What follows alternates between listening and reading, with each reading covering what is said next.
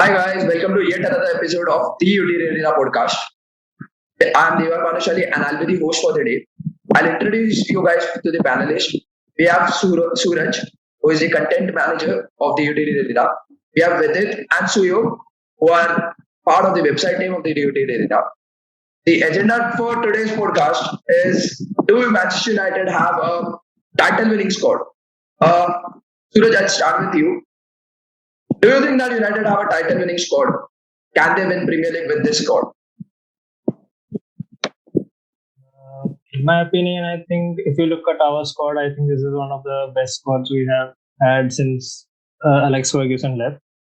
And this is, I think, one of the best squads in Europe itself, not only in the Premier League. So, looking at the squad strength, I think this is one of the best squads, and it can surely go for a title charge. I think comparing it to the squads of like Liverpool, City, Chelsea, yeah, they have a strong squad as well, but ours is also really strong, and I think this squad is good enough for a title charge. Okay. What's your view on this point? Do you agree with Suraj or do you have a completely different opinion? Yeah, Devang, I totally agree with Suraj. But what I think is, see, we kind of have a squad which can, win any title we can name it. Okay. What I think is, even though we have very amazing players in our team, but there is so much of imbalance in our team that we are not able to win, any title. I don't think we will be able to win Premier League this season because of the imbalance.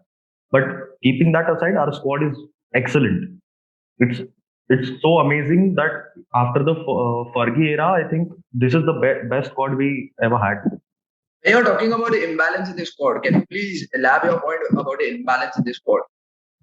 Okay, so imbalance, as you saw in the Everton game, what I think is, first of all, the rotation that Ole did, they were totally wrong.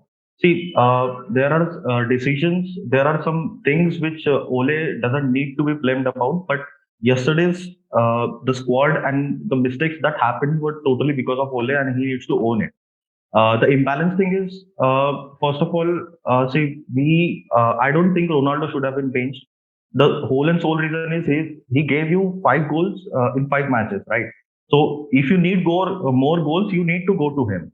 Moreover, what I wanted was Sancho to play on the right wing and Ronaldo on the left wing, with Cavani being the striker. You see, it's my personal opinion that even Anthony Martial scored, but I don't think he was the wise choice that Ole had gone with.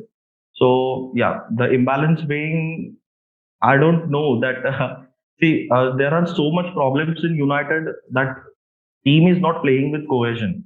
There are mistakes. You can go and go for, like, if you see back the games we that happened previously, we can see that we can point out the mistake in every game, and we can say we don't do it regularly, or we don't do that more often and all. But when you take the result collectively, you can see that we have lost the game. That is the end result, that we have lost the game and we have lost the point.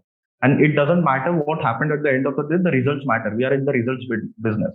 So we need a squad where we can win the game, and we shouldn't drop points like this, because this team is amazing and you need to play like that. Okay, moving ahead to Vidit. What's your view on this? I believe that we have a very good squad on paper. We have a very, very good squad on paper. Attackers, we have elite attackers. Defenders, we have one of the best defenders.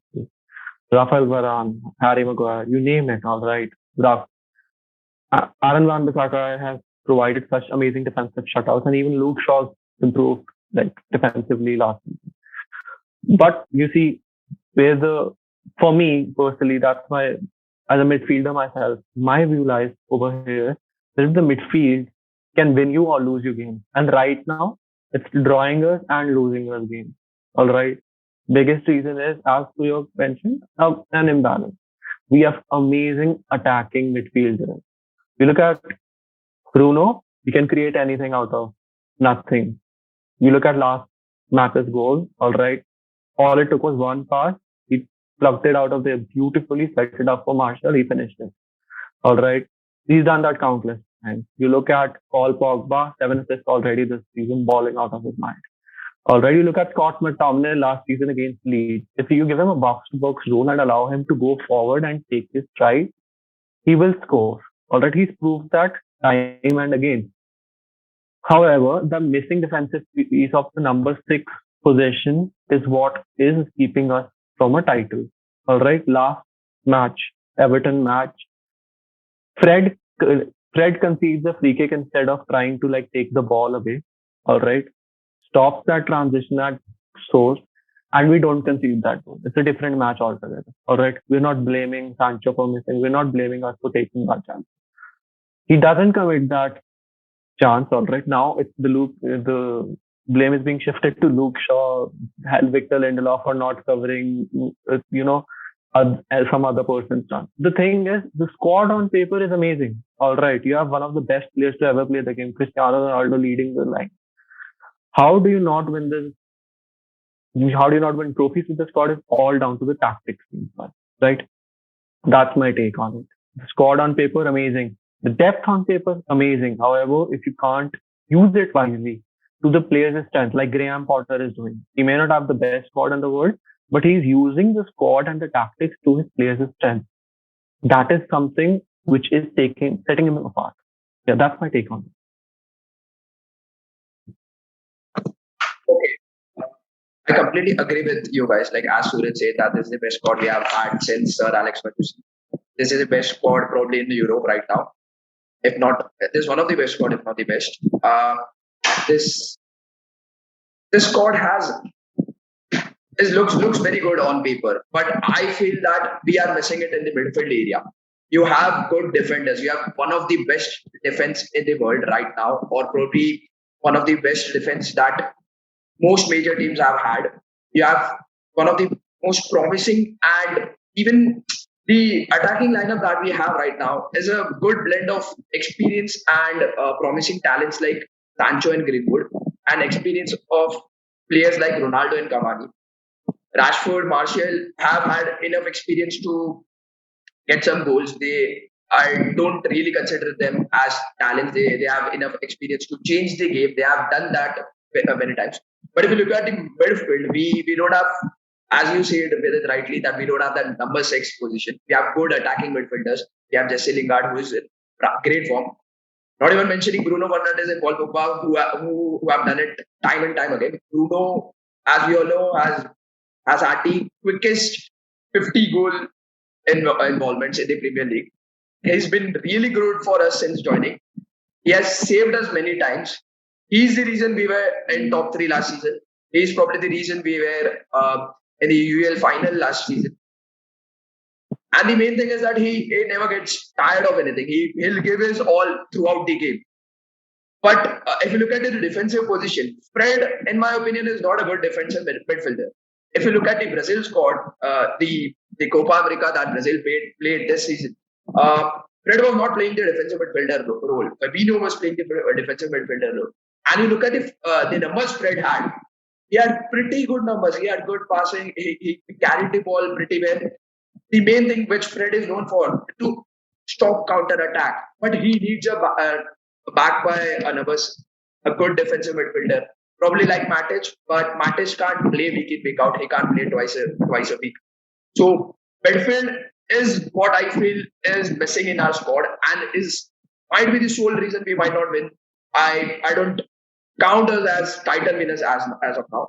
But I feel that we have a good enough squad to charge for title and to compete for title. I don't think we can win it right now, but the difference between the title winning team and us shouldn't be great with the squad that we have. It should be probably a couple of points or max 3 to 5 points. It shouldn't be a huge gap considering this squad we have.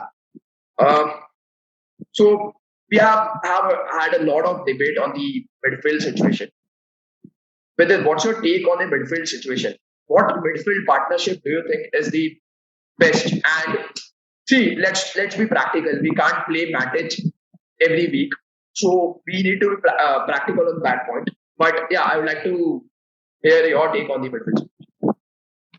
So I have a very I mentioned this earlier as well to a few of my mates. I believe that we missed out on a very big gem of a player in the summer. All right. And we're going to be coming up against him in our UCL group. That is Coupe Meiners. He's a Dutch international.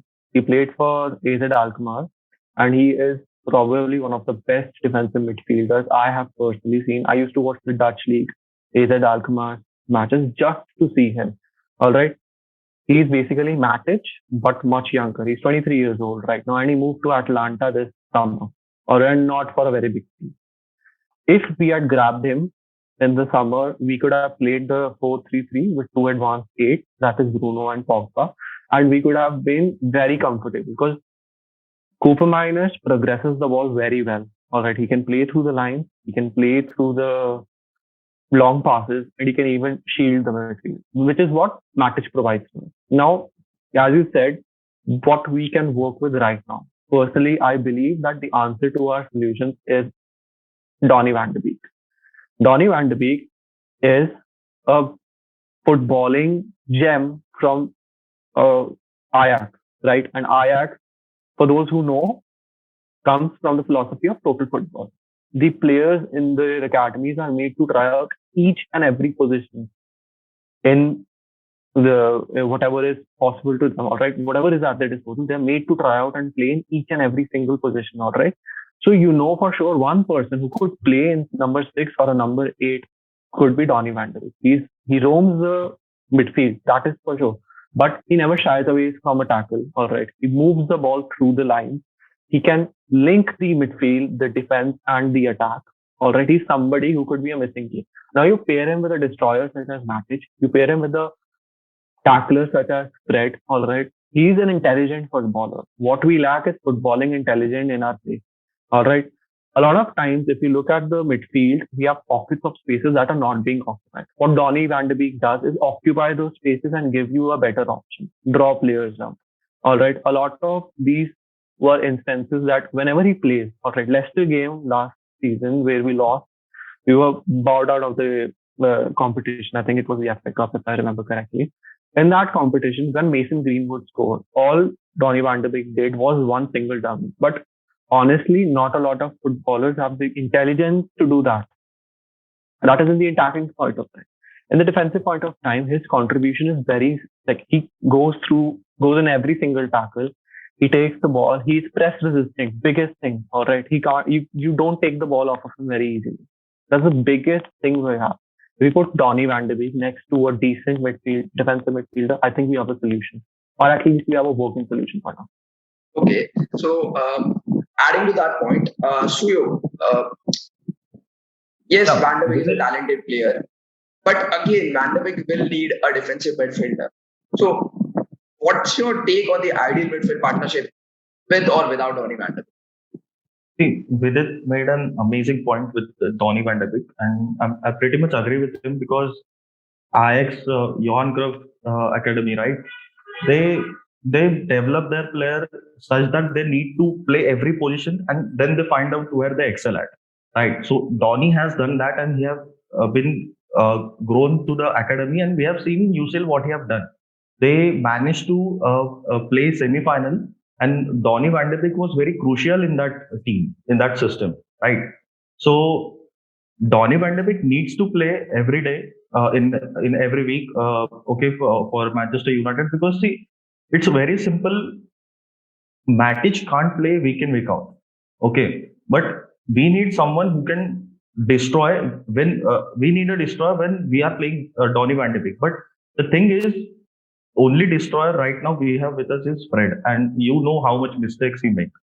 So for Ole is not taking the risk, I guess, because of the thing we have, that is Fred, and Matic can't play week in, week out. But here is the thing. What I think is, McTominay and Fred is not the solution for every game, right? Because individual mistakes committed by Fred are costing us points. Sorry.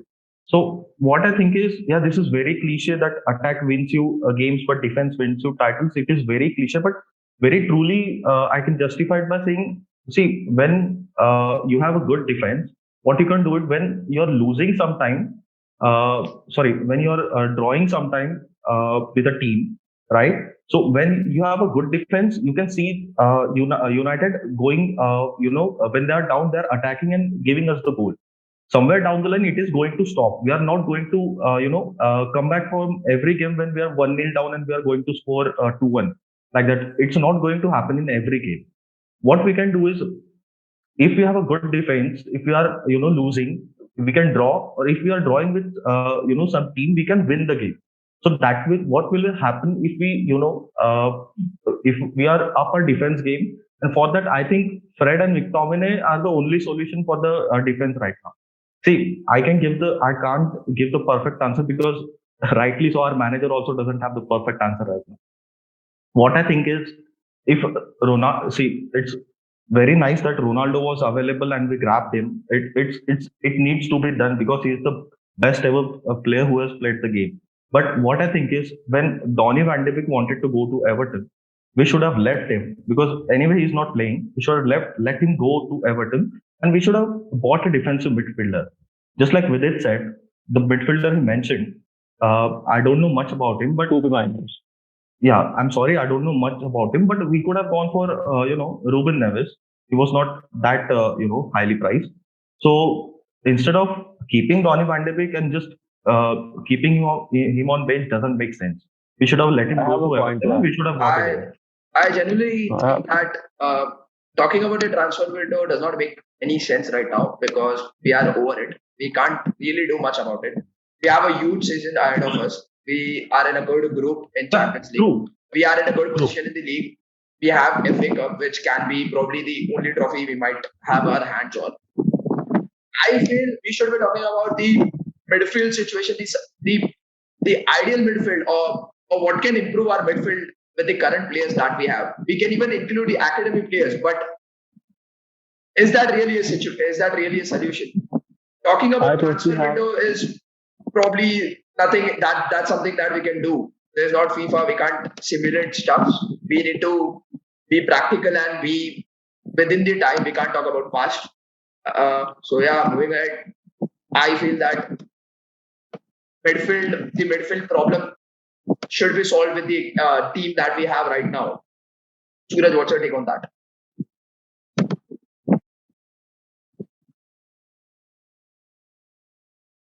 Van de Beek a chance. So even I would feel to give Van de Beek a chance because we all know that he's been here for like more than a season and he's played really low number of games. So and with the style of play he has and the ability he has on the ball, I think he should have played a lot more games at United than he has already.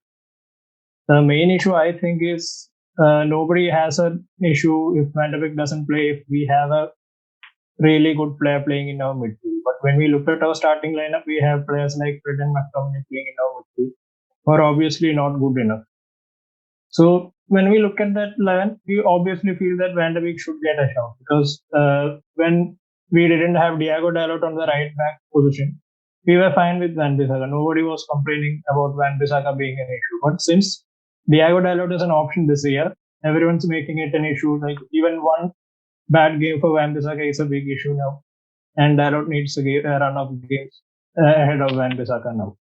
So I think when you have a good option in your bench, I think Van de Beek should be used. And even Ole Gunnar Solskjaer in his last press conference said that he wants energy, passion in his midfield rather than football intelligence. So I don't know if Van de Beek really has a shout in this team at all. I think if Van de Beek really needs to do better for his career, I think he should move on to a different club. He has also lost his position in the Dutch national team as well.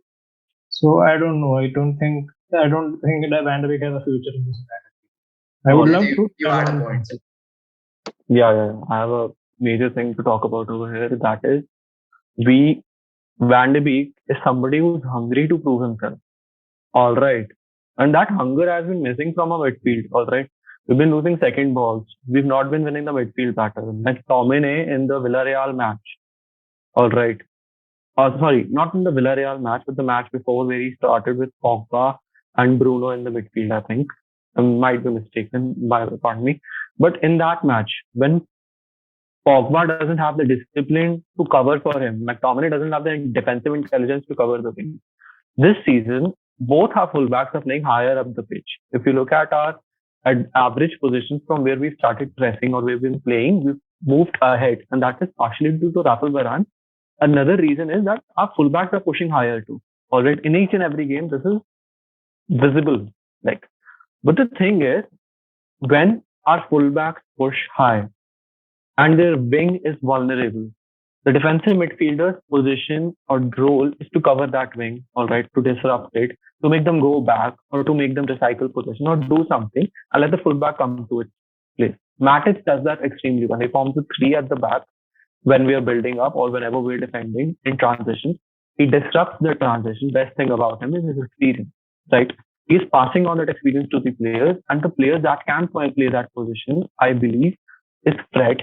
All right, for somebody who's been very error prone, I do believe he is somebody who a good partner could do well, could do much better. All right, if we take away the progressing part of things from him, he could do much better. But the thing is that we need that progression. And McTominay is not that good. McTominay on his own, very good energy, good box-to-box player. But he requires somebody like Donny Van de Beek again. Another player who could step up, like possibly, would be James Garner. He's out on loan right now. But with due time, due experience, he could be somebody who could be that missing piece to the puzzle, right? Yeah, Devang, I would like to add something on this because we already know that the only sole CDM we have at the club is Matic. And if he can't play 2 games a week, I don't think he needs to be staying at the club. So obviously he's staying at the club, so he should be able to play at least 2 games a week. And or else we can actually rotate him. We can use McTominay and Fred as a rotational players and make use of Matic more like a starter rather than just playing him 1 game in a week or something like that. Because no other player in like Fred or McTominay does the job that Matic does. We have seen that Matic drops between that's a bullshit, right? So yes, Matic should be played more, and he probably does play more compared to last season. I'm not sure of the minutes, but yeah, let's agree to the fact that Matic is old and he can't really play week in week out. We might risk him and we might not have him for the entire season. I would rather prefer playing one match a week rather than missing out on Matic on the entire season. I'd like to add some point on Vidit's take. Yes, our wingbacks are playing pretty high, and if you look at matches that Matic has started, he does play that three at the back thing. So when our wingers are back, Matic provides the cover to our defense, so that our wingbacks can trace back. He stops the play for the wingbacks to come in and fill in the position. So he just pauses the counter attack in some way. And the only player I feel he's not the best option. He's not Matic. He's not even close to Matic. But out of other midfielders that we have, Fred is the only option that we have. He played pretty well against the Everton game. The first 45 minutes, Fred was very good. But then I don't think anyone else can step in that position. If not Matic, Fred probably is the only option. McTominay does put in good tackles, but he does not have that defensive view that a defensive midfielder should have. He does not have that defensive intelligence that a defensive midfielder should have.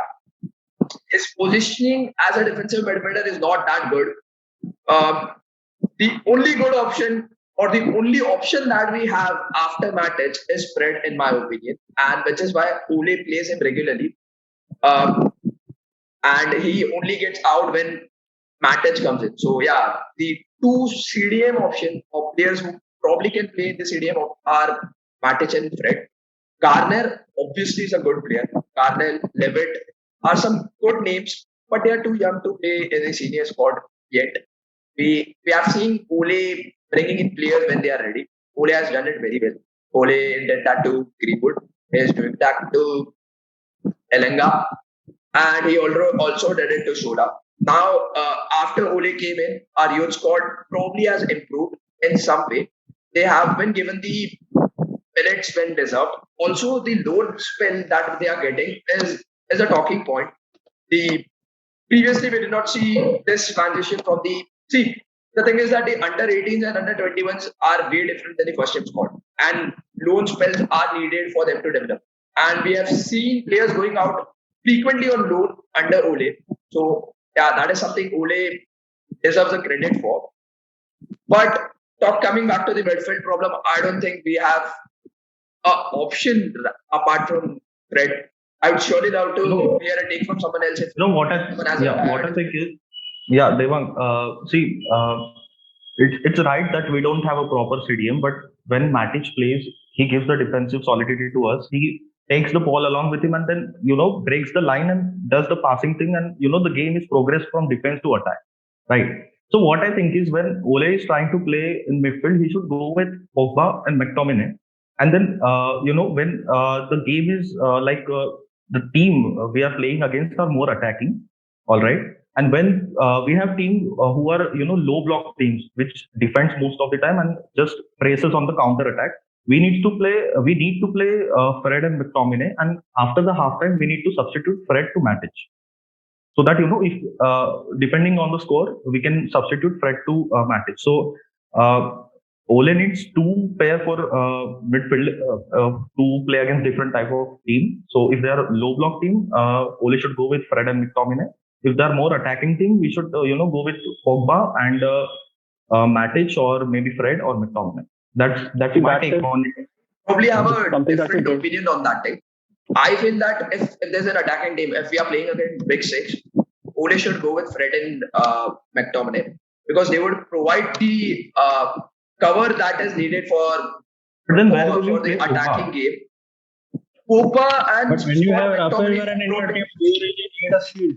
That's what I'm asking. Exactly. You have Rafael Varane and Harry Exactly. Maguire. When you're attacking, when the the thing team is that if a team is attacking, you can't expect the two defenders to cover the entire thing, right? You can't expect the two defenders, since our wing backs are playing pretty high, you can't expect the two defenders to defend the four players that the opposition teams are attacking with. They have those three wingers who usually are very quick and are very good on the counter attack. And obviously, teams have an attacking midfielder who fits the ball to those three players.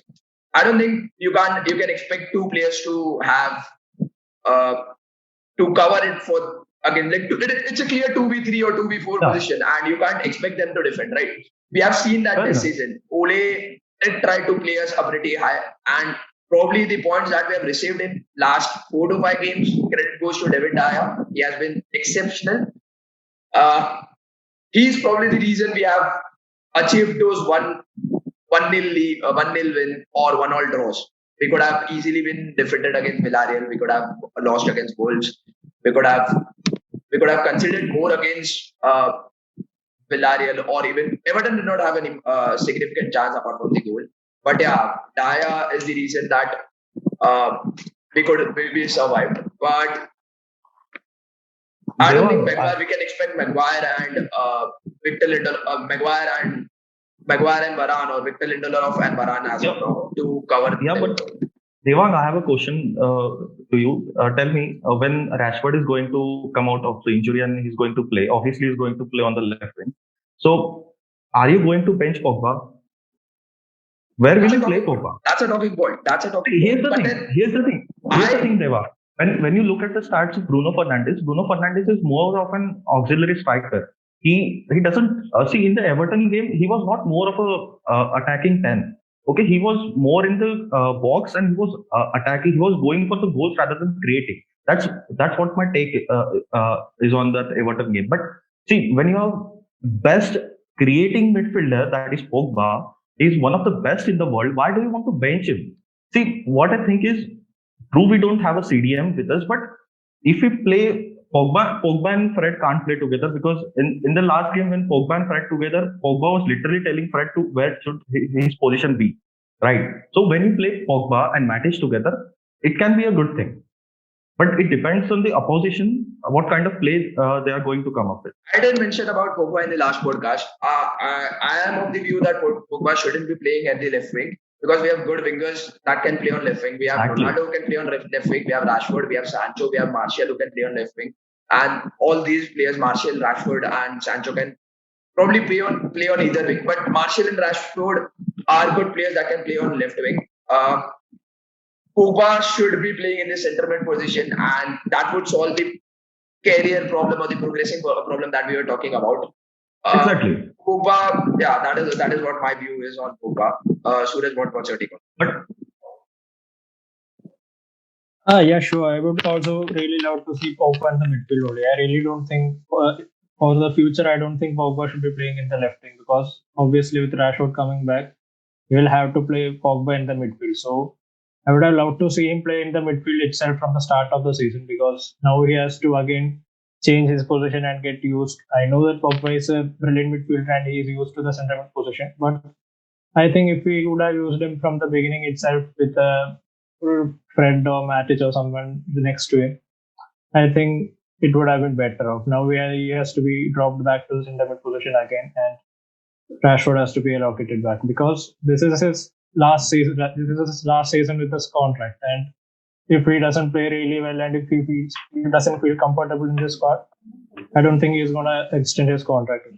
So guys, see, when Rashford is going to come, he will be needing the playing time and he'll be playing on left wing and Sancho will be playing on right wing because they'll provide width. Greenwood doesn't provide width, and Ole prefers that. He wants Greenwood is more of a striker than I will say a winger. Rashford and Sancho will be the wingers, and Pogba needs to play in the midfield position. Here's the thing: he's the best in the world. Why do you want to bench him? Bruno has that freedom in his position that he can go in the wings, he can go in the box, he can score, he can create. But someone who doesn't go much in the box but can create independently, that person is Pogba. So Bruno being an auxiliary, striker, that he won't be creating all the time. He'll be, this is not right. I'm sorry that Bruno will be, if he gets chance, he is going to create from any circumstance, right? But Bruno is more of a midfielder who will be in the box scoring the goals. That's my take on it. And Pogba will be the one who can create, who can distribute the ball. See, we have two elite strikers, Cavani and Ronaldo, right? If you see the Everton game, I don't think Cavani should have been substituted for Ronaldo. Ronaldo should have started on the left wing and Cavani should have been the striker. And I think when the team is, it's Rafa Benitez team. He's going to make the team sit deeper in the box, and he is going to be on the counter attack. I can tell that. So rather than substituting, keeping Cristiano on the bench, who is giving you goals in every single game, he should have been in the team. And Pogba, But then, okay. talking Yeah, about Pogba. Ronaldo, Yeah. do you think he should be playing week in week out? Yeah, He's why also not? 36. If you can't play Matic week in week out, who's 34, how can you play Ronaldo week in week out? If you saw Are this you in really the comparing? squad, Are if you you saw really the comparing Ronaldo with Matic right now? Exactly. There's a difference in their playing style. Exactly. There's a difference in their roles. I completely agree. I completely agree. There's a difference in the position. There's a difference in the physique and the fitness level. But again, if you look at his last season at Real Madrid, Zidane didn't play him week in week out. He was given the due rest that he deserves. If we want Ronaldo to have goals match after match, he should be at his top fitness level. Okay, fair For enough. that reason, he deserves some rest. But Which do you- I feel Ole did pretty right because Martial No, but they were. did score the goal. Martial scored the goal, and the thing is It that doesn't Martial. matter. He was pretty sloppy. He was very much sloppy. Martial. He scored the goal, fair enough, gives credit to him, but he wasn't the right person to be in the team. See, Cristiano, his next two fixtures are in international friendly. I guess it's Qatar friendly and then it's Luxembourg, right?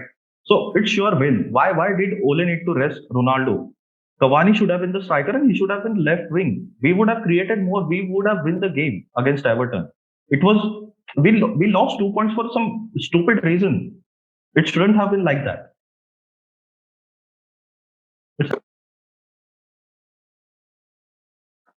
So I think Ronaldo should be playing in the striker position itself. I don't agree with Suyog's point of rotating him on the left wing because Ronaldo has changed his style of game to play as a striker, and I don't think he has the legs to be playing in that. Yeah, he has speed, he has pace, and all. He can still play. He still can, like, in the last 5 or 10 minutes, if he has to play in the left wing, he can do that too. But to start a game, I think Ronaldo has to be playing as a striker itself. He has modified his game in Juventus as a striker, and I think he's one of the best strikers in the game right now. So I don't see the point of playing Ronaldo in the left and So playing Suraj, Exactly. Ronaldo. So Suraj, you tell me then, how will you play Cavani and Ronaldo together then? the only You way don't we can have to play play both of them in the team because you have two strike. Even if you look at the transfer window, Ronaldo Mhm. wasn't a planned player to buy in the summer. If Ronaldo just came into the market and we bought him because we didn't want him to go to the City. So if No. we didn't have the option of buying Ronaldo, we wouldn't have bought Ronaldo. We don't want two strikers to be. If Ronaldo is in the market, you should buy it blindly. Yeah, I don't. obviously, yeah. That's the reason we Yeah. did it. That's the reason. Obviously, we did. We were under the pressure by City, but Ronaldo is in the market. You buy it. I Deva? completely agree with Suraj on that point. You expect your left winger to race back to defend the ball, and Okay. I think Ronaldo at this age is not capable of doing that. I'm Okay, not saying that he can't do it for a single match, but he can't do it week in week out.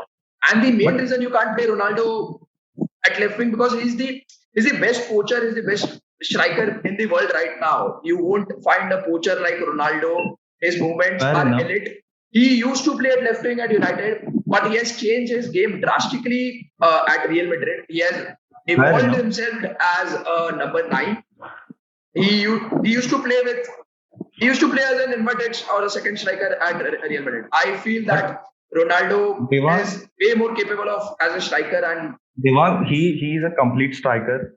Cavani is an excellent striker.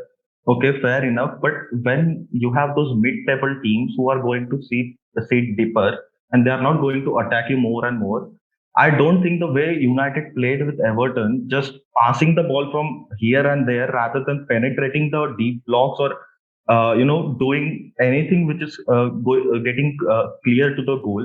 See, what I think is when Cavani and Ronaldo, if they would have been in the box more, and we would have given the passes by Van Bissaka or by say Pogba or by Bruno Fernandes.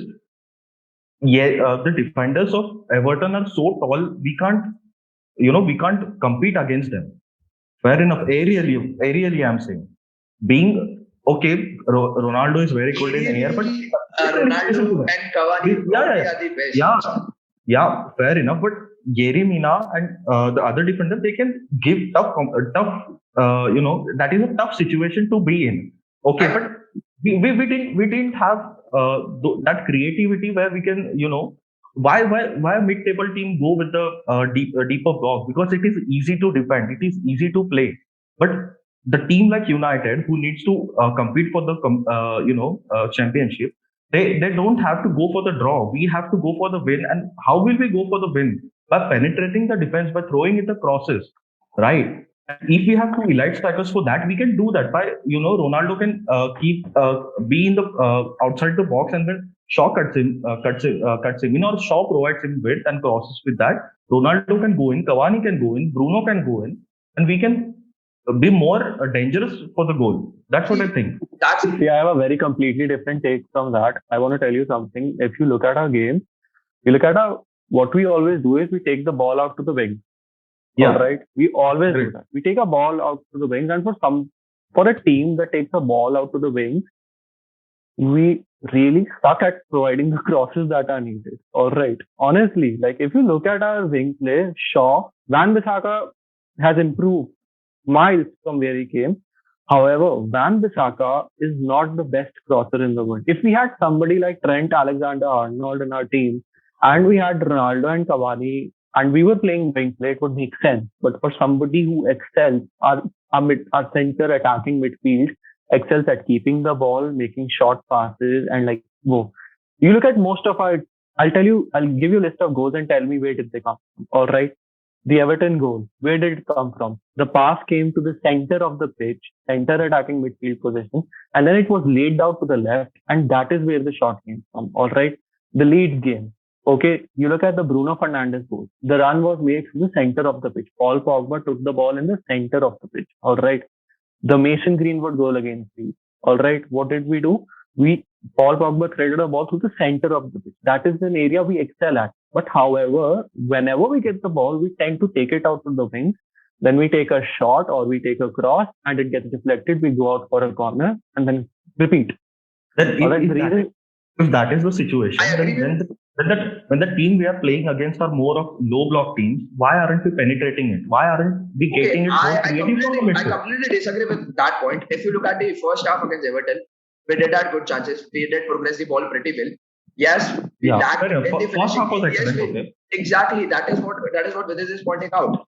Currently, with Rashford out and Sancho not that confident, I don't think we have players to put in those crosses for Ronaldo and Cavani.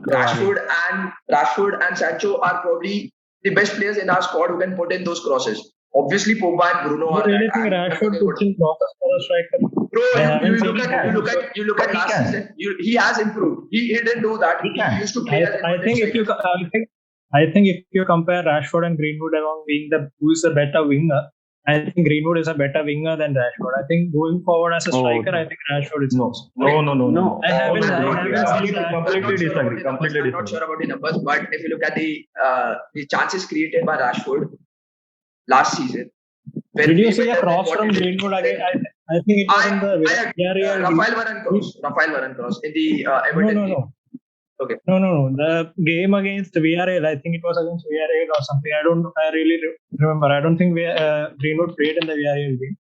But I think putting in crosses from the wings, Greenwood is way better than Rashford. I haven't seen Rashford. I'll give you. I feel Greenwood is improving. Yeah. But I don't Isn't think Greenwood he more can selfish? create. See, it is not about it is about creating chances. It is not about putting crosses only. The job of a winger is to put I in feel crosses. Rashford can create better chances than Greenwood. Yeah. Greenwood is improving, but Rashford I think has the ability to create chances, and Rashford and Sancho are probably the best option when it comes to creating chances from the wingers. And Greenwood And that is the only in the reason. ball. He could have scored more against Villarreal if Greenwood have seen caught out Ronaldo. He just went out and shoot. Greenwood is that is improving his separate game. issue. Greenwood is that is a That is completely a different separate point. That is a completely different Yeah, but point. it adds on to this question. Rashford is better than Greenwood at crossing. I feel the That's what I'm only reason Pogba is playing on left wing is that Ole wants players to create chances from the wing too. And with Rashford out and Sancho not that confident, we don't have quality wingers to create chances from the wing. Martial and Greenwood are more like inverted strikers, inverted wingers. They are not capable of creating chances from the wing, and that is the only reason Ole is playing, in my opinion, Pogba left wing. But if you talk about creating chances, Rashford and Sancho are the best that we have had. And don't forget, I don't think that putting in crosses is the only way of creating chances. The team that we have, we probably don't have the best crosses like Arnold, but Trent Alexander-Arnold. But the thing is that we can penetrate in from middle, and that is when Bruno and players like Van de Beek, Pogba can have that impact. Exactly. Van de Beek in those little pockets of spaces, he's one footballer. If you ever look at his game, he never takes more than 2 or 3 touches. His shot passing is amazing. He's from ball retention. Yes, exactly. Shot passing and making out the game from lay space. Short passes, ball retention, taking the important touches. Already, if a player is coming, take it at important touches. Newcastle, I think we've all seen that goal against the perfect counter attack last season against Newcastle, where Donny van de Beek took one touch, won the ball, turned, passed it to Mata to Rashford, and Rashford to Bruno. Beautiful goal. The most important part of that was taking that one important touch. The thing is that That's if you want to play, if you want to play Van de Beek, you need to replace either Pogba or Bruno. You can't play Pogba, Bruno, and Van de Beek together, in my opinion, unless you play Pogba wing. If you're talking about midfield three, you can't play Pogba, Bruno, and Van de Beek at the I same think level. that a solution to everything could be a new midfield structure. Okay. All right, and The only sacrificing way we can do one. that is the diamond that Ole played against Leipzig last season. Ole played Exactly. and the connection between Sancho and Van de Beek can be good. If you look at Sancho, if you place Sancho at the right wing and Van de Beek as the right CM, they can play those good one-touch passes with Bruno. The triangle between Bruno, Sancho, and Van de Beek can be excellent, and that is probably look at- something. All right, you look at, we have two elite strikers, right? If we play not just if we play a 4-1-3-2, right, with our wing backs at one, our centre mid, so we have three exceptional midfielders. All right, Pogba, Bruno, and I don't know if Ole agrees with me or not, but Van de Beek. All right, so we have three But then- exceptional midfielders there. But then again, that one is something that we are missing in the team. Matic can play, and Matic can be a good cover. Matic But can if play. we buy that one, we can surely play that thing. But I don't think that is possible. See, all the This discussion we are doing, this game. we have so much of imbalance and dysfunction in the team is because of that one position. And we need Exactly. to find solution to that. I mean, And if that you is look the at most all the big important- teams, Yeah, and that Which is is the the most important thing. reason I'm saying that you can't play Pogba, Bruno, and Van de Beek Yeah. together with the team that we have. But But the because you don't only- have a defensive cover for them. But And we the need to only way Van de Beek can play is that you rest Pogba or you rest Bruno. Hmm. I don't think Bruno is going to get No. rested anyways. You rest But Pogba we need and you play Van de Beek. That is what Ole has done in some of the games. He has played Matic and Van de Beek together, resting Pogba and Fred since McTominay was injured in the opening games. So yeah, you saw Ole doing that, and I feel we'll see more of that. We'll see more of Matic Van de Beek partnership. And I mean, Young Boys was a very unfortunate match because of Aaron Van Bissaka's red card. However, if Van de Beek stayed and we played further, we could have seen a potential good partnership, right? That's on Ole. Where- you see That's the not on Ole, preseason that's game, on Van Bissaka. That's That's on on Van Bissaka. no one. I believe that's on no one. That's a complete. Did you see You the can't blame substitutions? Ole or you can't blame Van Bissaka for that thing. It was you can blame Van Bissaka on that point, but it is a one-off event. It is a one-off event. Substitutions made by Ole. I mean, we had so much of good players in the team. He's definitely not Right. the best tactical coach out there. He's definitely Yeah. not the best tactical coach out there. Absolutely on point. Absolutely on point. And moreover, what I think, because of that one problem of DM, we will have to find a solution that on that point because we need to progress in the season. Ole has to provide this season, and he has to find solution to this problem. Otherwise, if we keep on nagging on the same problem every week in and week out, we are not going anywhere. This is the result we'll see every other week. Now, I don't want that. I really don't want that. We have to find solution to this problem very, very, very urgent. So Suraj, I think what's your take on the midfield position? What's your take on Yes. this? January window, I think we should buy one. Yeah, so I absolutely agree with Suyo on the point that the young boys loss was absolutely on Oli. He brought on a third centre back to just see out the game, and we failed utterly on that. So I think if we played Van de Beek throughout the game, I think we could have won the game 1-0 or at least scored one more and sealed the game. But the game was absolutely on Oli, and we lost it. And we have seen it a couple of times this season that Oli is losing games from winning positions, and we are costing points in that similar situation. Because of weak game management tactics. It's because Yeah, of and that.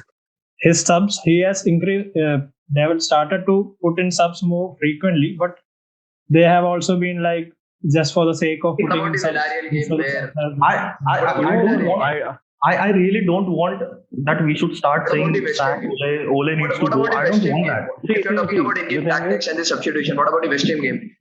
Ole brought in Matic. West Ham Ole game. brought in Matic and Jesse Lingard. Matic was the person who passed it who stopped the counter attack. He passed the ball to Jesse Lingard, and Jesse Lingard scored a beautiful goal. Beautiful goal. So, Yeah. do you think that it was not a good off event on that point? No, it was. Yeah, he did it against Here's the Villarreal thing. also. Here's the thing. He is the manager. Okay. He is going to get blamed for some reason that he is not part of. He is also going to get blamed for reason that he is a part of. Ultimately, everything is going to fall on his head. What I think is Ole needs to be more good at his game management tactics. More or what I think is Ole is doing good. Ole doesn't need to be sacked. I don't want short-term vision anymore. I don't want Conte coming because it's too short-term vision. I don't want Zidane coming. I want Ole to stick in, but I want him to improve. I really bet on Ole and I want him to win. Because if Ole is winning, Manchester is winning, we have a really good feeling. And I really want Ole to win. I'm rooting for Ole, but he needs to improve. He definitely. On the Villarreal game, I was really surprised that he brought on Fred in ahead of Van de Beek because when he made that sub, I thought Fred was coming on to play in the midfield. But if he was actually playing in the midfield ahead of Van de Beek, I would have been really pissed off because later on he played in the left back, so I was kind of justified with this decision. But that game was we were chasing a goal, and if he had brought in Fred instead of Van de Beek when we were chasing a goal at that situation, I would have been really pissed off.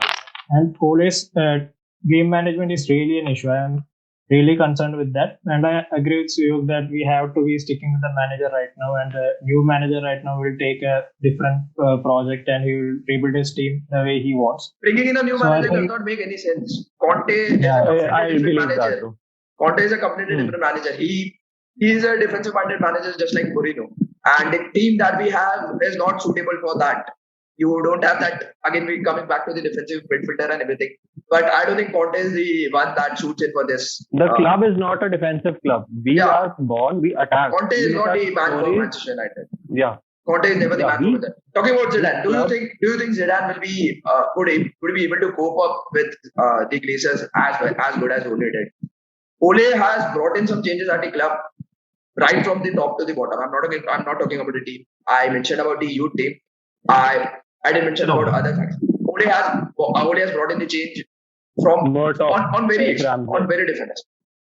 John Murtaugh, Eric Ramsey. Exactly. You can name a lot of things. The club culture is completely different. The players are playing for the badge. There's a likability about these players. You know, this bunch of players is like of काफी अच्छा है. See, that's the best thing about Ole is his man management is off the chart. Look, Donny Van de Beek is staying for such a long time. I am amused. Even after that treatment of Bo, it's amusing honestly to me. You look at also- the structure that we have right now. Ole has brought in people who know the club. Ole has brought in people who know the position that they are talking about. They are working with. They know the principles of the club, and he interacts with the women teams. He interacts with the youth team, the under 18s and the under 21s. That is something that a youth would need. He needs his first team manager to have some belief in him, to have some interaction with him. Okay, let me tell you a thing. If you are in an under 18 or under 21 team, and if you see the first team manager comes in to see your game, won't you try and improve your game? You have seen that's the thing That's an that extra Ole is push. doing. That's the extra push. That is obviously an extra push. You look at the transfers that we have had under Ole. All of them have worked out. All of them have worked out. all All of of them them except worked that. The request that Mourinho were- had, he wanted first age. He wanted those older players. That is what is different from Ole. Ole knows that you can build a good. Ole is looking for the long-term project. Is here. Yeah, Devang, I totally agree with you. The vision is very long term. That's true. But at a club like Manchester United, you need result, you need trophy. That's how you survive. And Arsenal has the won a game of trophy results. after. Yeah, and it is the game of results at the end of the day.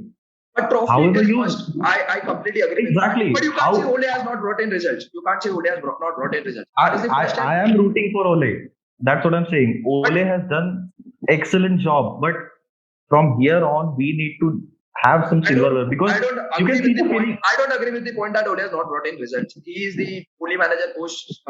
No, Sir I Alex didn't who was say brought in to the top four for twice. he And have brought results. we But were here's the a thing. pretty poor team when Ole came in. We were not a team Manchester United would look like. He has brought in changes. Give him some time. He'll bring the trophies. That is what I believe. Devang, Yes, he needs but to bring I in think- trophy. He needs to bring in trophy. That is not a requirement. That is a necessity. He needs to bring in trophies. But then Devang, you didn't hear me properly. I am in for Ole. Ole has brought amazing results to the club. The atmosphere we had under Jose Mourinho and the way he has turned it around, it's completely amazing. The man management is off the chart. Totally agree with that. But right now, you can sense the feeling of the fans. everyone is frustrated because of the result. And that's what needs to change because Ole is excellent. He needs to give the result. And he has the support of the board and the fans. And I really want him to succeed. The results is what matter at the end of the day. I believe like Ole has done a lot, but he has been backed a lot. Somebody like Graham Potter, who has not had the players except best players, but he's still bringing in. Whoa. See, that's a tactical manager. You see, Ole as a person is really good. All right, he's a great man manager. He has brought in the entire change. All right, he told us when we lost against 4-0 that I will be successful at this club, and a lot of players won't be that. And a lot of players have been pushed out of from that squad. Right, that is a good. However, you look at the progress. All right, the progress over here is stagnating because of the fact that Ole now has a squad worthy of winning title. I believe personally, last year we should have won against Villarreal. All right. Even if that meant substituting De Gea for Henderson or any other thing, we should have won against Villarreal. We should have won against Villarreal. But Ole is improving on the tactical front. Like we have seen us transitioning from a counter-attacking team to a team that controls. You look at Everton's first half. We did control that half. We owned that half. The game was pretty much in our control in the Everton's first half. We have transitioned over last couple of seasons from a counter-attacking team, a team which completely relied on counter-attacking, to, if you look at the Everton game, we controlled that game. We were passing it. We were creating chances. So yeah, I feel that Ole has transitioned on that point too. But Devang, the Everton game was like one of you. We didn't play well against VRL. We didn't play well against Aston Villa. We didn't play well against. I'll tell you one more thing.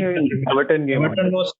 Everton game was, yeah, I agree that the first half we played really well. That's the kind of football we need to be playing at this club. But this wasn't how we were playing against VRL. We were just dominated by VRL in the Champions League game. So I don't think that Ole actually getting better tactically was the reason why we played. I completely agree with that. We got dominated by Villarreal. But yes, Villarreal dominated us. I'm not even supporting Ole on that point. But we did control the game against Newcastle. We did control the game against Leeds. Ole wants to bring in the 4-3-3 to play a free-flowing movement. As of now, we don't have the squad for that. But I feel that he is trying to transition us to a 4-3-3 team to move the ball faster, to play how United plays, and not depend on counter-attacking on complete change. But one more thing, I'll take you to Everton's first half. All right, let's go back and let's look at the chances that Everton had. Solomon Rondon had a really good chance. All right. And there was one player that was threatening us throughout the game. Ole did nothing to neutralize that. All right. Maybe the players didn't do anything, but one player was constantly troubling us. Doucouré. All right. He brought the ball forward. He broke up our attack. He was the reason that we conceded the only goal that we conceded. Doucouré last season scored another goal. He makes forward runs. All right. He was the reason that who was that?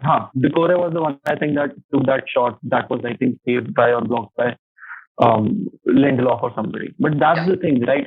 If there is somebody who's constantly threatening you, you don't neutralize him tactically. McTominay could do a man-marking job on Eden Hazard. In the defensive midfield position, the least he can do is track Doucouré's run, man. That is something where we lack, right? Tactically, he's still inept. Yeah, I'm not saying that is the best tactical wise. He's probably not even the top 5 in Premier League when you talk about tactical point of view. The thing is that if you look at the Everton game, the chances that Everton created were solely on counter-attack. That is what I meant to say. We were not the team who was playing on counter-attack. Everton was the team. I'm not supporting it in any sense. Yes, Doucouré did break the game and he did play, and Ole should have put in someone to stop that thing.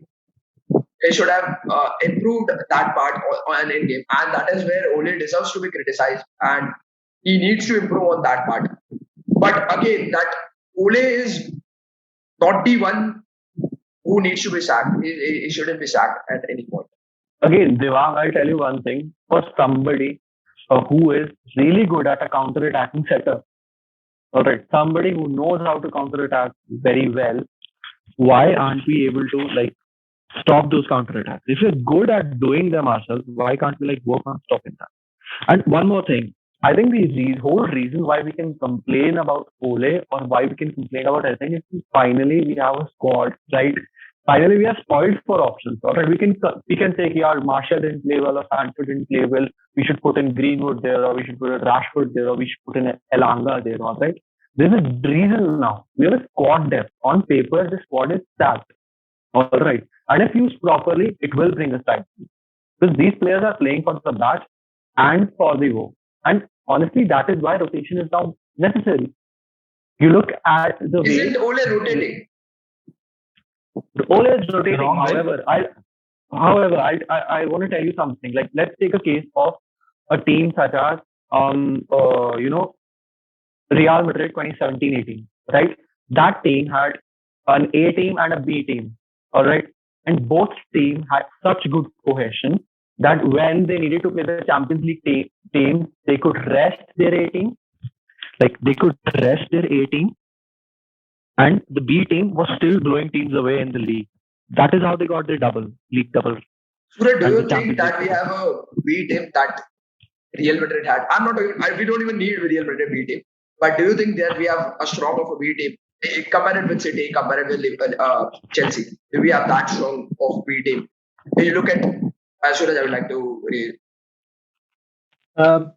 As a B team, totally a different 11. I don't really think we have a totally different 11. But if we rotate some players, like if we bring in Van der Beek or someone in the midfield for center mid role like a Pogba role, if we can play Van der Beek there, we can rotate with Dean Henderson for De Gea.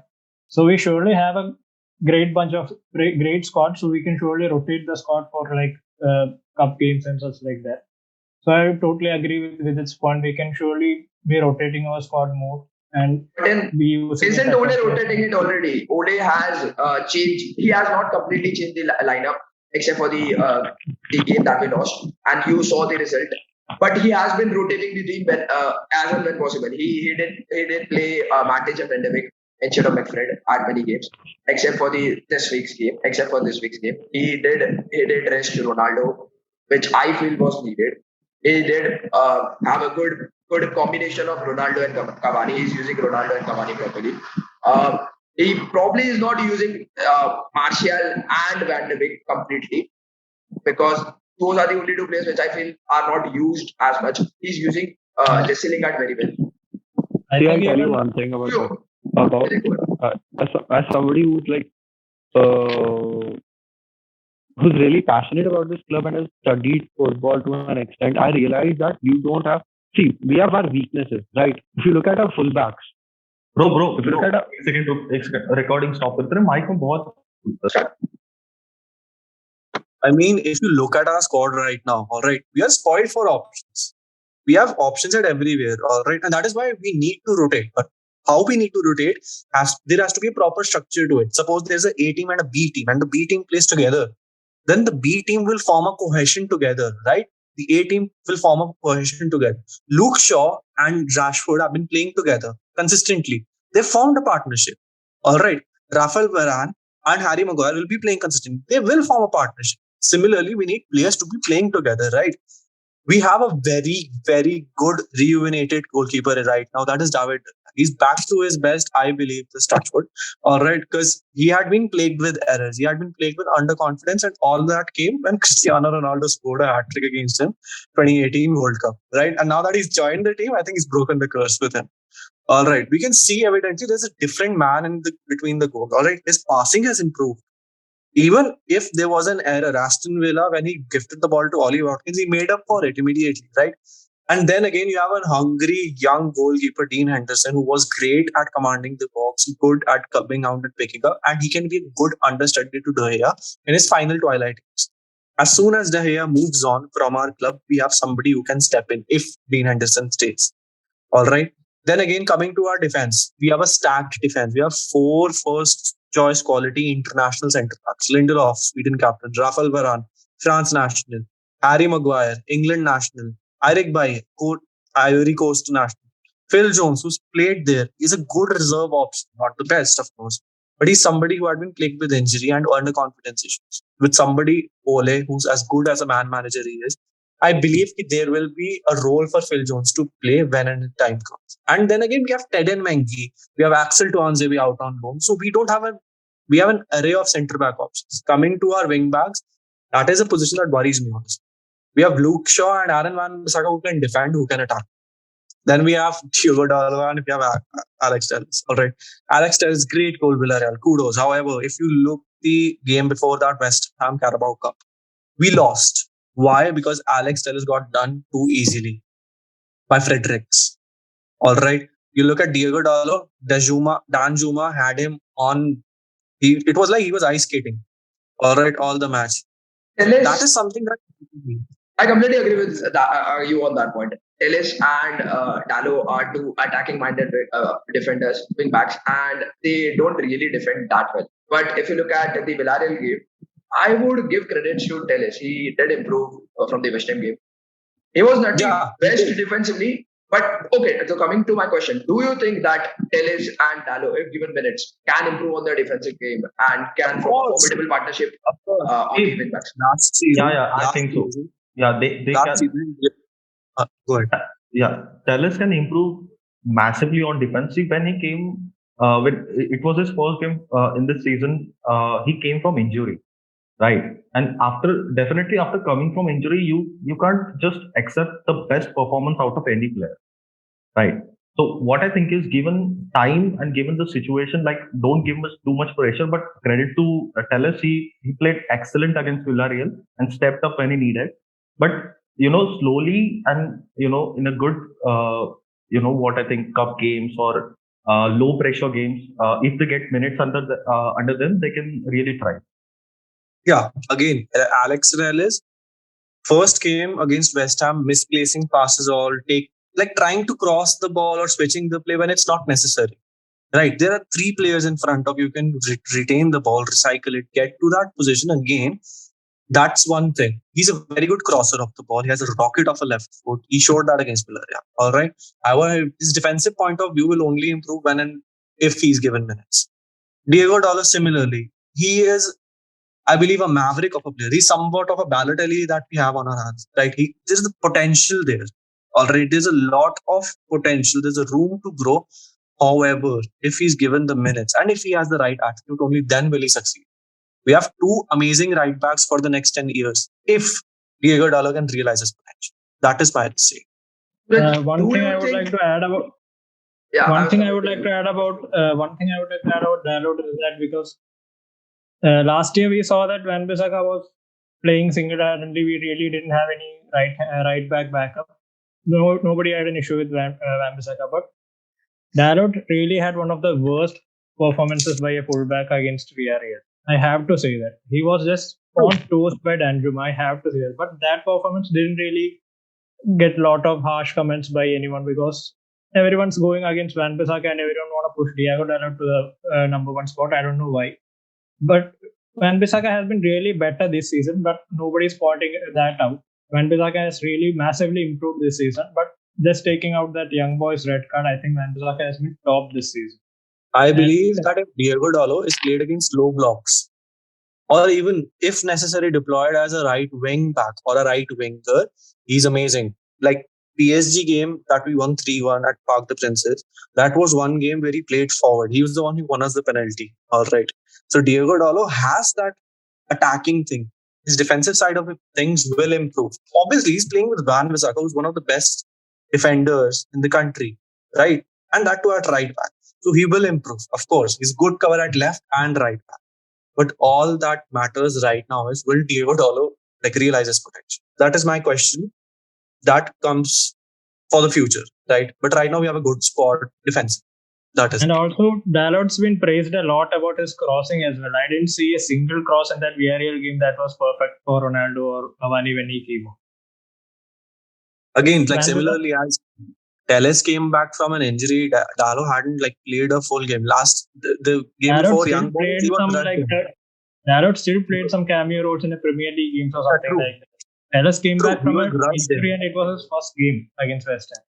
Telles was rushed in, but I believe that Diogo Dalot also needs to be given his room to like, I absolutely yeah, agree with that, but the slander on Van Bissaka is just totally unreal, man. That's why I'm just yeah, taking a stand for Van defensively, Bissaka. Van Bissaka is off the charts. The Even solidity going, that comes with him, crazy. even attacking wise, I don't think Van Bissaka is really at fault for anything. He has a great cross in him as well.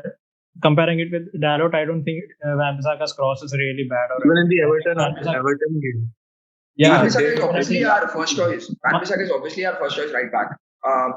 The only thing is that Dalo has too much of potential attacking wise. That is why people slander Van Bissaka, which is totally wrong and which he does not deserve at all. The thing, and I don't think another point is that Dallo probably is a better ball carrier than Van Bissaka.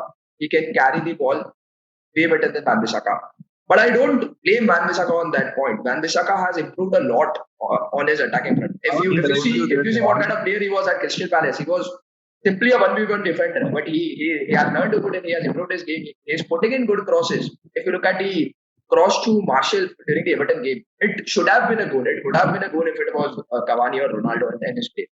So yeah, Van Bissaka is improving, and I feel that we have good, as Vidit said, we have good two right back combination, two right back players who can play for years at Manchester United, as both of I them want are to pretty correct young. you at this point of time that I do believe that Diego Dallo, good on the ball, really good technically, right?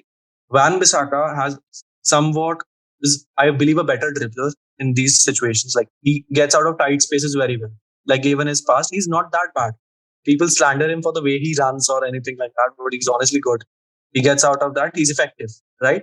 Diego Dallo, honestly, though, when I remember seeing his first season, he had one of the best cross completion rates in all of Europe. So he's somebody, if given the chance to prosper, will prosper. AC Milan last year was also a good example. Like given left wing, right wing, wherever he was playing, he was providing assists. He was getting game time. One more point I would like to add is that even Vidit and Devang, both of you pointed out Dalot being a potential, but even if you look at the age of Van Bissaka, he's 23, Dalot is 22. There isn't much difference between both players. So I don't think there's a lot of potential for Dalot to be unleashed or something like that. Like I said, they are both players who could be making the right back spot like theirs or competing to do that for the coming years. I believe that. They're good players and they have a lot to offer. They have a lot more to offer. I believe defenders mature around 27, 28. All right. That's it. When they actually come into their own. Kimmich, Joshua Kimmich, or any other players. I mean, Chiellini and Bonucci are playing at 35, 37 and whatnot. So I believe that these guys have a lot to offer. So yeah, let's wait and watch with what. Yeah, we have a pretty good stack up in the defense. We have good covers on centre back. We have good covers for left back and right back. And we also have a good cover on the attacking phase. We have good cover on left wing. I feel Rashford and Martial should be the left wing options for us. And we have good covers as strikers, which I believe Ronaldo and Cavani are the first two preference for probably everyone and should be the first two preference for Ole. At right wing, we have Sancho and Greenwood who can provide in a good cover at. So we have a pretty good attack too. But even Diallo, even Amad Diallo coming back from injury, he's somebody who scored against AC Milan, without whose goal we wouldn't have qualified till even gotten to the final. So Amad Diallo is somebody who is through the squad depth is going to go. He probably will go out on loan, but yeah, he's another even player for the Elanga right. on that point, he had a pretty good preseason. I was really impressed by his game in the preseason. Great left winger for the future, can come in, score. That's the thing. He's somewhat, I see him somewhat of the Ronaldo types, like the young Ronaldo types. He can carry the ball, he's explosive, and he's got a good finish on him. So that's why I believe that Elanga is somebody, again, who needs game time to prosper. Alone could do him a world of good. Yeah, I think Premier League loan last summer would have done a really great season for Elanga. I think we missed out on that.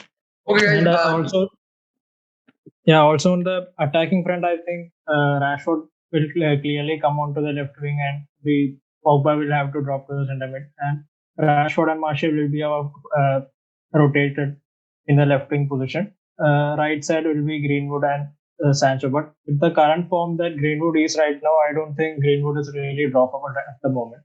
Yeah, he hasn't scored a goal in the last game or last couple of games, but he has played really well against Everton. He has been a bit selfish this season, and that's I don't know. That's justified. I don't think that Yeah, is a that's- bad point. He wants Yeah, to yeah. goal, That's and that is a good Not- thing. It's not The like thing he's is- being selfish all time long. It's just one game or something like that where he must Yeah. have been told to do so. There Something. were a couple of scenarios, but I don't think he's selfish. He's Also, he's entirely improving on selfish. crosses. He is also He's improving on creating crosses. chances. You can't Yeah. call a player who's creating chances selfish here. Yeah. He is improving at that point, and he's on a great form. Also, he has striker instincts. So obviously, He's born to score. if he sees if he sees a possibility of scoring a goal, he's going to take that. With the ability, finishing ability that Greenwood has, I don't think he should be stopping to try and shoot those goals. He should go for it.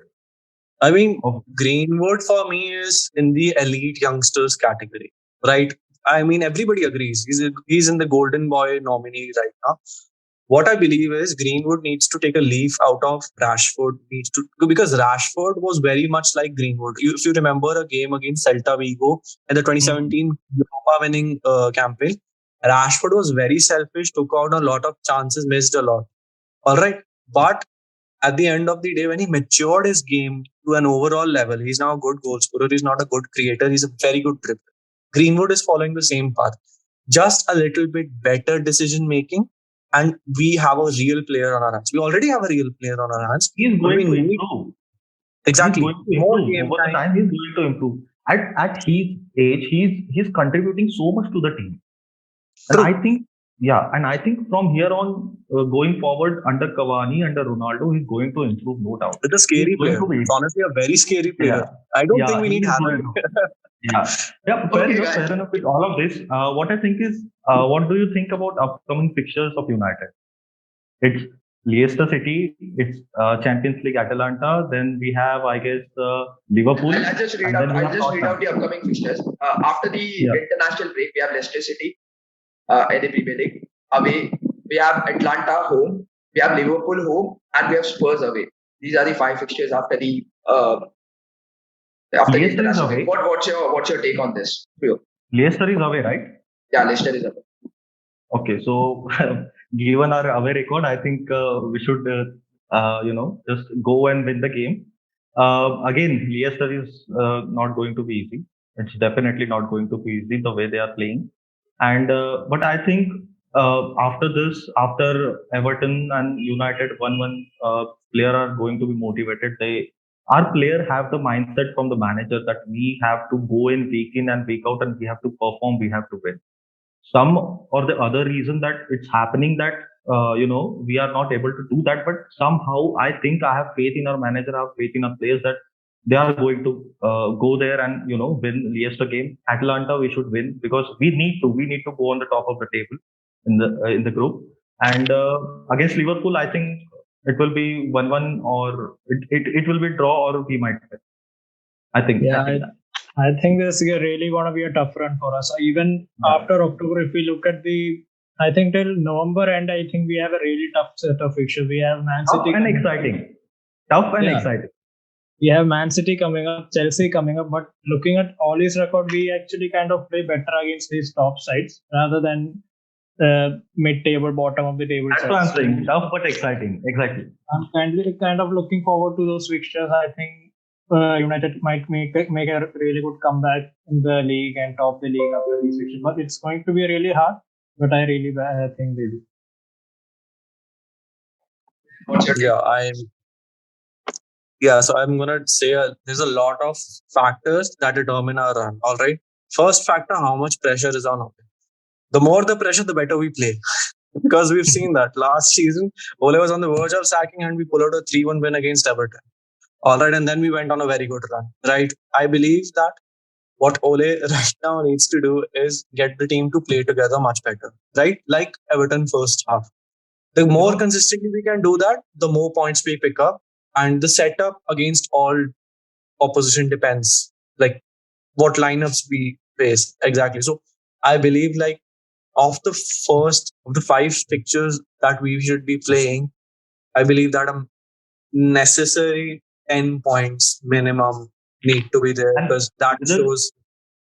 To add to your point, see, it's not the taste of only players. It's going to be taste of Ole also, because see, when you have True. Cavani, when you have Ronaldo, when you have Pogba, when you have Fernandes, then Rashford coming in from the injury, Sancho, Greenwood, so much competition for the place. How is he going to manage? How is he going to give time? How the when players are performing, you have to give the best possible 11 on the sheet, right? So Right. Cavani, Ronaldo performing, everybody doing their best. It is going to be tough for Ole also. Also, And one thing talking I of the- Also, one Yeah. thing I feel I need to add, because if you look at the teams that are top of the table right now, like Liverpool, Chelsea, Man City, they have played each other already. Like Yeah. City have played Liverpool and Chelsea. Liverpool has played Liverpool are right now playing City, and they have played Chelsea. So we haven't played neither of them. We haven't played Liverpool. We haven't played Chelsea. We haven't played Man City. So These matches could decide the title, honestly. yeah, exactly. They have already played these games. We are yet to play these big games. So these games will be really the key if we are to really make a title. I believe that See, Ole has a these pretty are good. the bumps in the road. These are the bumps in the road now, and we need to sail smoothly from here on. I believe that definitely- Ole has a pretty good record against them, against a Big Six team, and which I Decent believe we record. can continue, and which is why I'm But probably a bit Devang, more optimistic on that point. last season we were not as good against the big six, if you remember. We were drawing games left, Exactly. right, and center. We need to change that this season. We need to be winning games. We need to be taking games to them, even if we're counter-attacking or anything. We need to take the game to them. The All players right, we have but in we our, need to win. the players we have in our hand, I want our team to dominate. Everywhere Exactly. we go, I want our team to dominate. We can't Going dominate the door-to-door. entire game. We will have to have a mixture of controlling position Counter-attack, and a counter attack. Yes, and we have It players who doesn't- counter attack, and we have players who can control the game. It And doesn't that matter is wherever we go. It doesn't matter wherever we go. We have to play like Manchester United. We have Yeah, but, have to dominate. Yeah, so but you have seen that yesterday was like the first time we have played really. Like if you look at all the games, the Everton first half was like the only phase we have actually controlled the game or dominated a game. We haven't. And we considered the goal by whose mistake? Fred, right? Sorry. It was his mistake. We considered the goal on the counter attack, and it was because of Fred. Yeah, would yeah, have just we are taken the talking ball about out. we are talking about dominating the game. Do you think we can dominate the game against team like City? It is not possible. That is when you have to counter attack. You need to adapt game by game.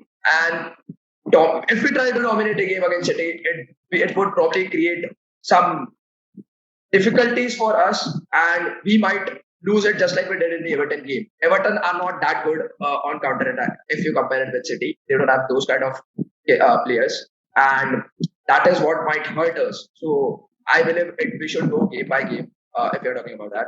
I'd continue with my take on the next 5 fixtures. I believe that the timing of the international break is very good since we were on a bad run. It could look like a fresh start, and we have good difficult fixtures which will surely create pressure on Ole, and we all know how the team performs when there's a pressure on Ole and when he's being talked about getting sacked. I believe that Leicester game should be a win game. We should win it. Atlanta we should surely win it, because you can't come second with this group. You don't have to. You have to qualify. I think qualify. we are underrating Atlanta here. I think we're underrating Atlanta here. Honestly speaking, believe me, if you look at Atlanta's game and you look at Atlanta's head coach, they attack and they attack like anything. All right. And at agree. that point of time, our defenses will be tested, and given the lack of a CDM, we could be in a little bit of a trouble because they have intelligent players. They have very good attacking patterns. Atlanta is great a very dynamic. good I team. agree. I It is- agree. Atlanta is a it's team with a probably lot of the discipline. team that could with a lot come of second, in my opinion. Yeah, after carry on, this. carry on. Atlanta see, is a very what- good team on that. Yeah, see, what I think is Atalanta is a team with discipline, and they are very good at attacking. But here's the thing: the way they played last year, they are not that good as this year. What I mean is, this year they are not at their best as they were like last season. So what I think is, we should capitalize on that, and we should go ahead with the game. And we The just thing is win. that Atlanta is a good team, but you're talking Yeah, about it is, Manchester definitely. United. You're talking about Manchester Exactly. United. We should be winning against them. That is what I believe. But again, it's against a very tactically astute coach and Ole Gunnar Solskjaer. All right. So if that tactically astute coach Fair point. realizes the pockets Fair of point. spaces that are there in our midfield, if you look at our midfield structure and you look at the point between Fred, McTominay, and Bruno. All right, that space, that little triangle of space that exists, that little space could end us, honestly, because you look at anywhere when they get the ball in our Player defensive like Matic midfield. in that space would destroy us. You know what? Yeah, no. A player like Everton game. Matic in that space would save us because he knows that space exists. Talking about if a player like Matic plays for the opposition team and is deployed in that space, he could surely destroy us because his passing range and cutting the line passes are brilliant. What I think is Fred has a decent game against Everton. The first half was pretty good by Fred. I mean, unexpectedly good by Fred. But because of that one mistake, everything overshadowed, and Fred was again put in the limelight because of it. But he had a decent game. I hope he out something good out of his hat.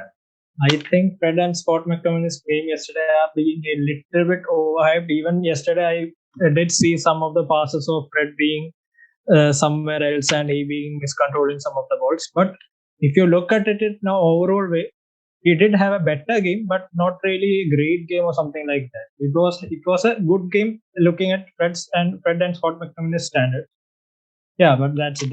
Personally, I believe that one thing that I want to see from these pictures is goals, because the goals have dried up. I really want to see us go to teams and score goals. Atlanta, correct, they attack a lot, but they're also very open. They play a back three, which could be exploited very easily, right? With players like Martial, Rashford, Cristiano, Sancho coming back in, it could be very nice. It could be a very end-to-end game. We don't want that. However, we will have a spectacle of a game for sure. Yeah, I would love to see that. Sancho playing. I would love to see Sancho playing a string of games for England in this international league. I would really. Hopefully. Good run of fixtures. I mean, they are very tough and exciting fixtures. So I hope we get something good out of it. And I completely agree with Vidit on that point. We need to have goals. So okay, let's keep it open for the fans. What's your take on this fixtures? How much points do you think will we get from the this fixtures? Also, let us know what's your take on the United squad. Do you think that Manchester United has the squad to win the Premier League or Champions League? And do like, share, and subscribe